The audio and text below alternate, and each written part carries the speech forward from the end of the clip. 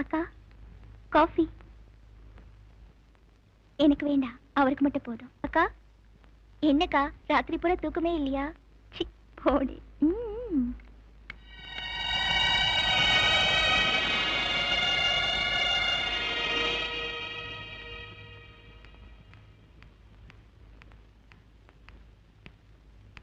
Coffee. ராத்திரி எவ்வளவு கனவுகளோட உங்களை நான் எதிர்பார்த்துட்டு இருந்தேன் தெரியுமா? சீக்கிரம் குளிச்சுட்டு ரெடி ஆகுங்க, நான் போய் டிஃபன் ரெடி பண்றேன். இன்னைக்கு அசத்துல ஓகே? டேய் ஒண்ணும் சுத்தாதடா, கம்முனிரா. சுத்திட்டே இருக்கடா. டேய் கம்முனிரா நீ. குத்த பாத்து பாரு. ஒண்ணும் குத்தாது. நீ நூல குத்தி மேல தூக்கு. சரி சரி. வெட்டி தூக்குடா. டேய் தூக்குறேன்டா. பாரு ரொம்ப சுத்துது பாரு. ஒண்ணும் சுத்தாது, நீ கம்முனிரா. கிட்ட வந்துச்சா? டேய் இருடா. மரத்துக்கிட்ட வந்துச்சு. குத்தி பாருடா. போ. போ மாட்டிச்சு போ. பாரு அப்பவே சொன்னேன். டேய் எடுத்துலாம்டா. எடுத்துங்க. பாரு என்ன ஆச்சுது? என்னடா இது? ஒரு பட்டத்தை கூட சரியா எடுத்தல. இல்ல எதுக்குடா இருக்க? டேய் நான் என்ன பண்றது? பட்ட மாட்டிச்சு. வா போய் எடுக்கலாம். டேய் எடுத்துலாம்ல. அண்ணா எதுக்கு இருக்க? சுத்திட மாட்டேன்.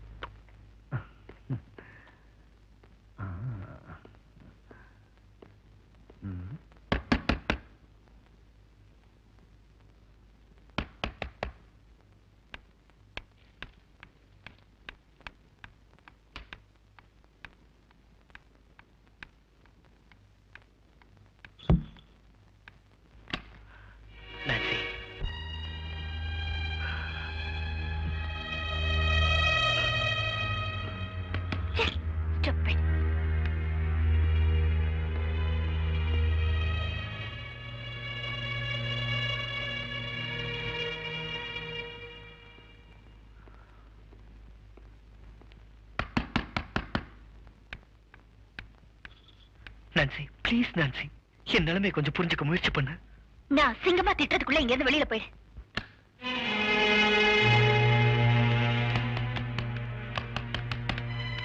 நான்சென்ஸ். எவ்வளவு தடவை திட்டினாலும் அறிவே இருக்காது. என்ன பண்ற பாரு. என்ன ஜென்மமும். செருப்பாலதான் அடிக்கணும். ஓ நீங்களா? அப்பா இல்ல? வாங்க, come on, come inside. வாங்க உள்ள வாங்க. வாங்க உட்கார்ந்துட்டு பேசலாம். வாங்க வாங்க. வரேன் வரேன் வரேன். ஏன் இருக்கிற? ஏய் உட்காருங்க. அப்புறம் என்ன விஷயம் சொல்லுங்க. நான்சி, நான் சொல்ல வந்தது என்னன்னா, நீங்க என்ன சொல்றது? நீங்க எப்படி இங்க வருவீங்கன்னு எனக்கு நல்லா தெரியும். நான் உங்க மனசுல இருக்கேன், அது உங்களால மறக்க முடியாது. நான் சொல்றத கேளு நான்சி, நீ நல்ல பொண்ணு. புரியுது. எனக்கு கல்யாணம் ஆயிடுச்சு, அதனால என்ன மறந்துட்டு ஒரு நல்ல மாப்பிளைய பார்த்து கல்யாணம் பண்ணிக்கிட்டு உடம்பு ஒருத்தங்கிட்டையும் மனசு ஒருத்தங்கிட்டையும் கொடுத்துட்டு சாகுற வரைக்கும் நிம்மதி இல்லாம இருன்னு சொல்லுங்க. இல்ல புரியாம பேசாத. புரிஞ்சுக்காத அளவுக்கு நான் ஒண்ணும் குழந்தை இல்ல. ஒரு நிமிஷம் இருங்க.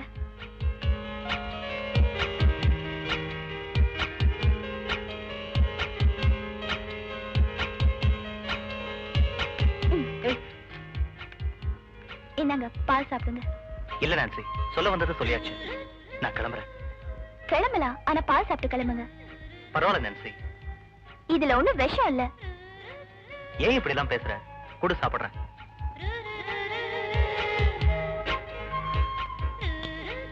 சரி வரேன். மறுபடியும் நீங்க வருவீங்கன்னு எனக்கு தெரியும். ஜார்ஜ், நான் நினைச்சதை எப்படி அடையாம விடுறதில்ல. இந்த பாலை எப்படி உங்களை குடிக்க வச்சனோ இதே மாதிரி என்னைக்காவது ஒரு நாள் உங்களை அடைஞ்சே தீருவேன். இப்ப நீங்க போலாம்.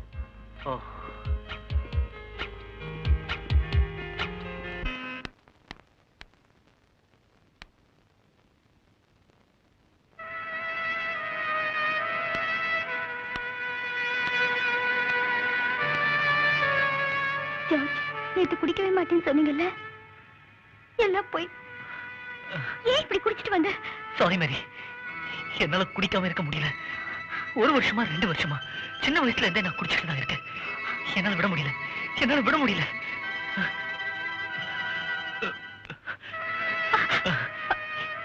இப்படிலாம் நடக்கும்னு தெரிஞ்சுதான் எங்க அப்பா கிட்ட நான் கல்யாணமே வேண்டாம்னு சொன்னேன். அவரு தான் பிடிவாதமா எனக்கு கல்யாணத்தை பண்ணி வச்சுட்டாரு. என்னால விட முடியல, என்னால விட முடியல.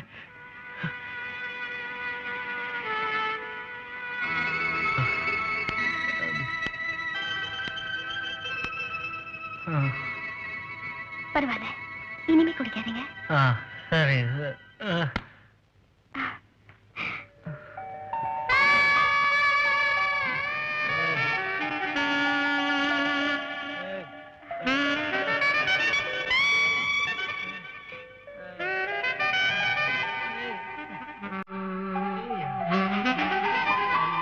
டிஸ்டர்ப் பண்ணாத.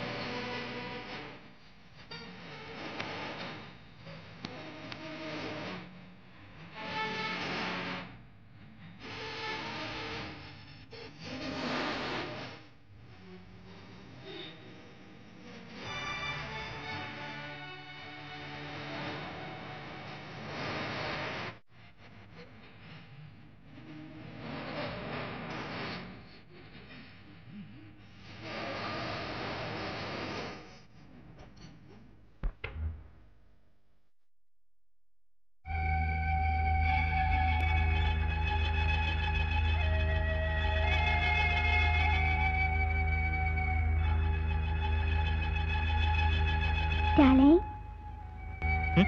சாரி டார்லிங், ரொம்ப லேட் ஆயிடுச்சா? இல்ல இல்ல. அப்ப நான் போட்டுமா?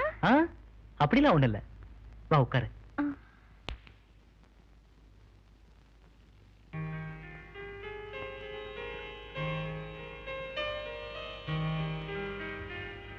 இந்த ட்ரெஸ் ரொம்ப நல்லா இருக்கு. நேத்து போட்டிருந்த ட்ரெஸ் நல்லா இல்லையா?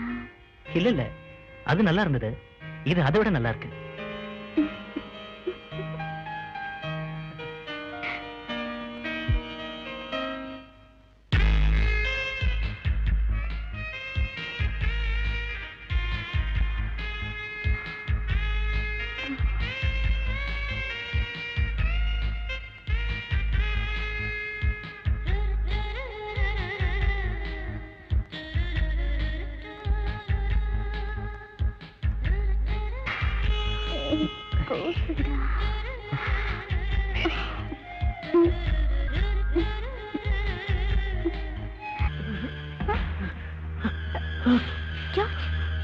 என்னங்க ஜார்ஜ், இன்னைக்குதான் நீங்க குடிக்கவே இல்லையே.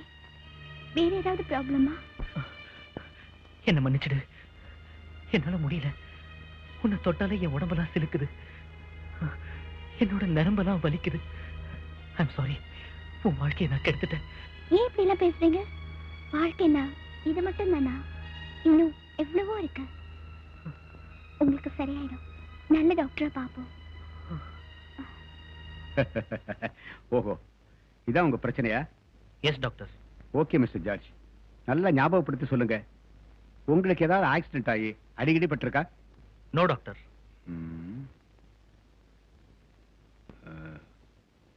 Okay, come with me.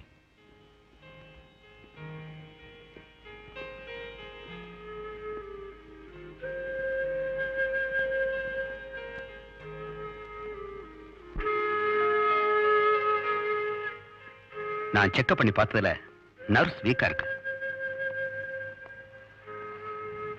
Doctor, சின்ன வயசுல இருந்து எனக்கு குடிப்பழக்கம் இருக்கு. அதனால தான் என் நரம்புகள்லாம் வீக்கா இருக்குமோன்னு பயமா இருக்கு. That's the point. அதான் காரணமா இருக்கும்னு நினைக்கிறேன். மேடம், ஒரு சின்ன சஜஷன். என்ன செய்யணும்? நீங்க யோகா மூலமா ஏன் இதை குணப்படுத்த கூடாது? நீங்க ஒரு யோகா டீச்சரும் கூட. உங்க குரு மிஸ்டர் மணிகண்டனை மீட் பண்ணி சஜஷன் கேளுங்க.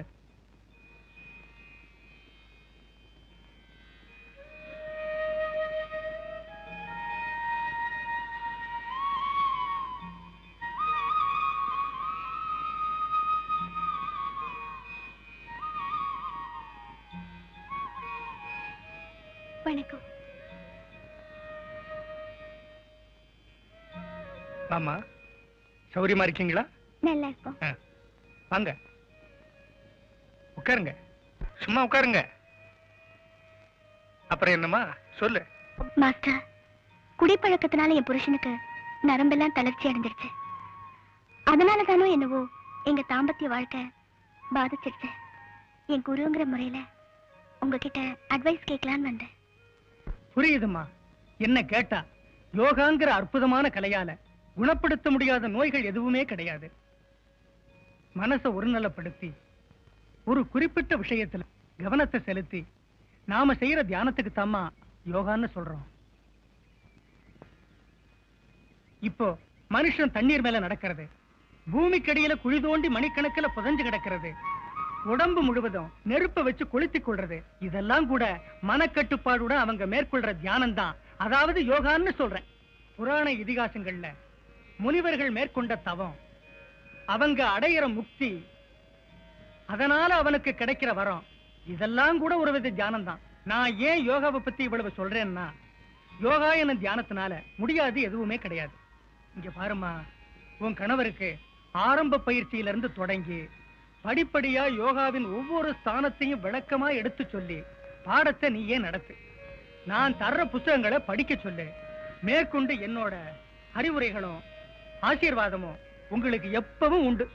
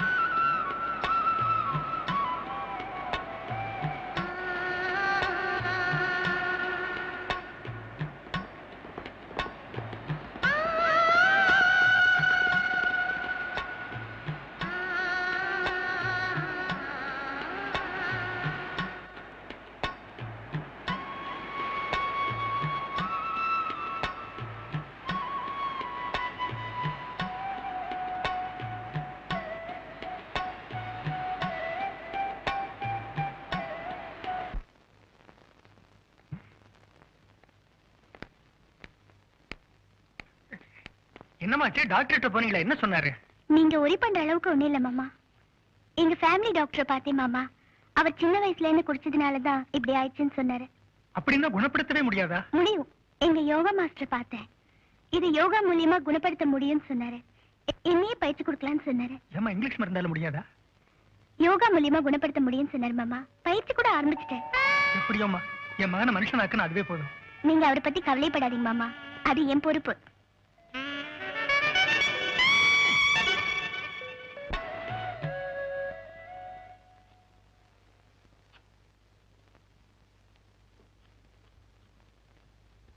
ஆண்டே, அண்ணா இது கொடுத்து விட்டாரு. எங்கடா அந்த குண்டு பையன்? வீட்டு பக்கமே காணோம். அவன் வீடு சேத்துப்பட்டு அவன் அப்பா அம்மாவோட இருக்கான். உங்க அப்பா அம்மா இங்க இல்லையா? எனக்கு அப்பா அம்மாவே கிடையாது, நான் ஒரு அனாதை. அத பத்தி நான் கவலைப்படல. அண்ணன் என்ன சொந்த தம்பி மாதிரி கவனிச்சிட்டு இருக்காரு. இது வரேன்.